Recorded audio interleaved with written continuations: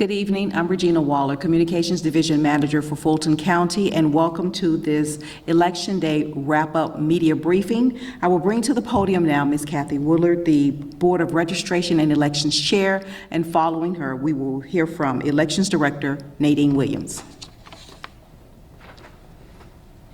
Oh yeah, this is a very tall podium. I can't even stand up high enough for this one, but thank you. Thanks to everybody for being here. It's been a really nice day for elections in Fulton County. I want to welcome Commissioners Thorne and Pitts for being here with us. And I really want to thank the commissioners for this incredible election facility that really demonstrates the commitment that Fulton County has to excellence in elections. We're really having a good day today, and I'm going to let our director, Nadine Williams, tell you in more details about the day. Good evening. The 2024 May primary was a significant endeavor, and once again highlighting the dedication of our election staff and the unwavering commitment of our poll workers to the electoral process. I'm pleased to report that the primary was conducted smoothly overall, with voters able to cast their ballots efficiently. For this election, we successfully serviced over 53,000 voters during advanced voting, and on election day today, we're estimating over 22,000 voters.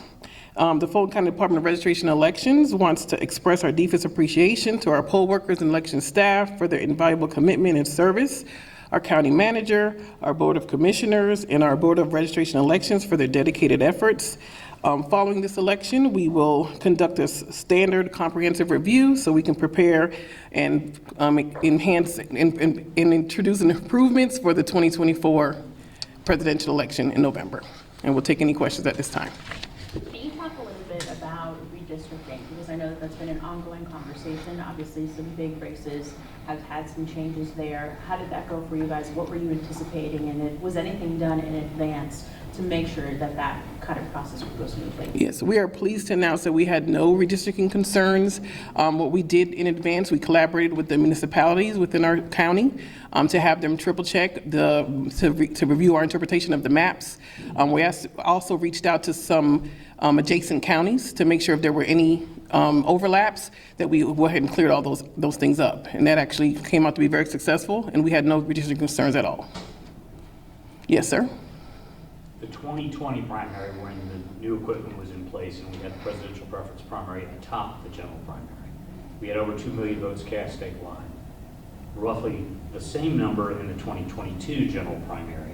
Just wanted to see, you didn't do anything wrong, but to what you might attribute a rather anemic turnout. This is less than was in the presidential preference primary in March, which had 11% turnout.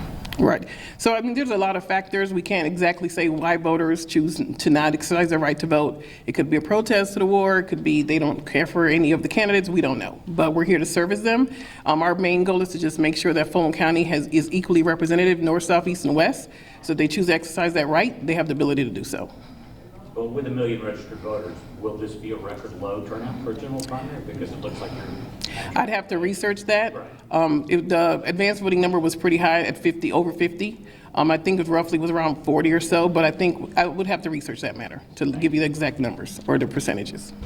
How many different areas could voters go to, and how was that process for Fulton County? We had, for advanced voting, there were 36 locations. We attempted to get voters in the habit of seeing these locations, so in November, they will know they exist, and we will not have the long lines that occurred. If there's a high voter turnout, the only way for us to stop that and not worry about any of the restrictions when it comes to people in line is to have people not be in line.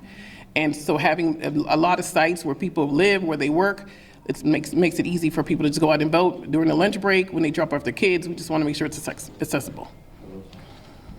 Anything that you'd like to see improved for the November election? At this point, I think we did very well. I can't even lie to you. I'm proud of our team. We worked very hard. And of course, we're going to sit there and do an after action plan to see what, as we take an analysis, what we can improve. There's always something we can improve. Even though if something is good, it can always be better. So we're going to sit down as a team, work through that, and then we'll enhance those for November. Okay, thank you.